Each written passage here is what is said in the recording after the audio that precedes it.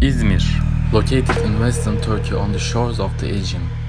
Izmir, the pearl of the Aegean, is the third largest in Turkey, with its 8,500-year history, fertile lands, favorable climate, 629-kilometer coastline, 300 days a year, a sea that offers every shade of blue, and the heritage left behind by the 32 civilization it has been a home to Izmir is ready to be discovered.